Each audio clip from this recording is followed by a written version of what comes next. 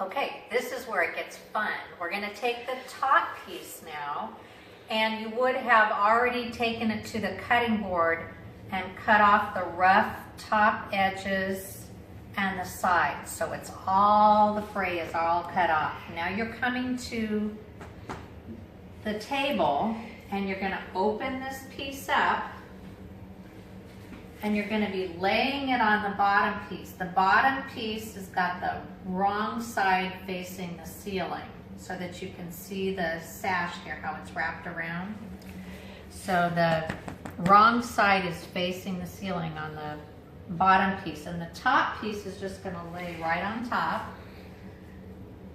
And you're going to lay it on top so that it's a 1/2 inch from the edge of the bottom. So I'm going to do this.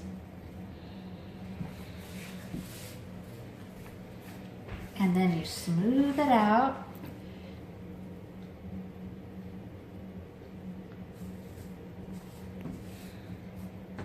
So you want it about a 1/2 inch.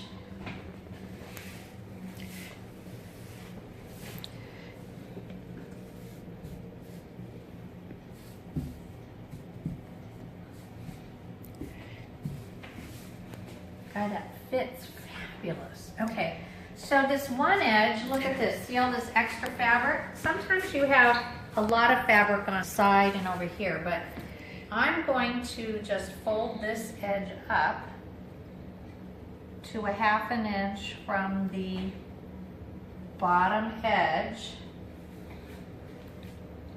And then I'm just going to take a pair of scissors, because you aren't going to see this edge. It's going to be tucked inside the sash. So I'm just going to take a pair of scissors and cut this off.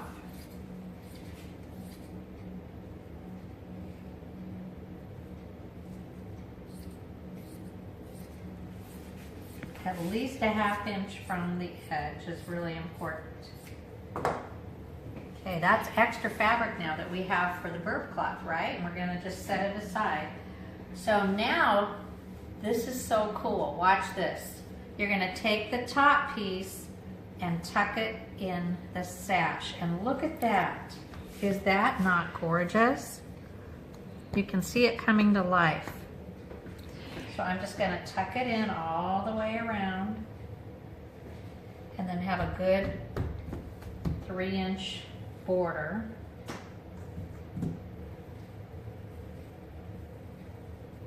And usually at this point you're working with somebody else and there's 2 or 3 of you working together and you're helping, everybody's helping on this part. So again, you just tuck it inside. Okay, now this is where you get a couple of ladies and you all sit down and do this together. You take your little ruler and you pull it back to 1.5 inches. This little purple thing, you put it to 1.5 inches. Okay? Because that's how wide you want it. So what you do is you take your borders, your sash, and you fold it under about a 1/2 inch. And then you fold this up. And then you measure it and you fold it back till you get 1.5 inches. And then you pin it. So again, you fold this under a 1/2 inch and then fold the whole thing up and measure it to 1.5 inches. And then you pin it. And I like to pin it this way and have the pin head away from the sash because we're going to be coming back with an iron and pressing and I don't want to melt the heads on my pin. So again, you do a 1/2 inch under and then you fold it up and you have 1.25 inches. So you do that all the way around. And I'm going to come over here and do it to this corner, this side, because then I'm going to show you how to do the mitered corner. So you start by folding this under a 1/2 inch.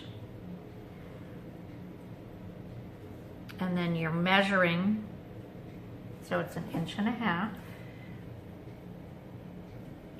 And I pin like every 4 to 5 inches. Isn't that beautiful? Look how beautiful that edge is.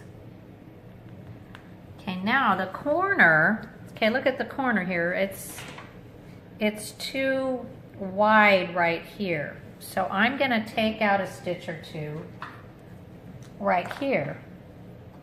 So I'm gonna take out a stitch, pull this gently apart, and now I'm gonna fold this under.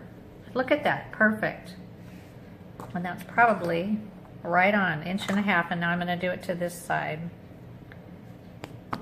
So you take out a stitch or two so that it's custom and it's just the width you need.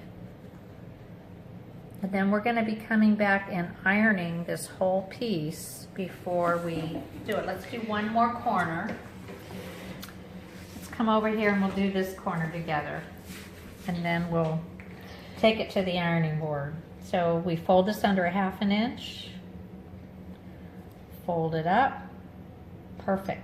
1.5 inches. We're going to do it on this side. Fold it under a good 1/2 inch. That's where you're going to be top stitching.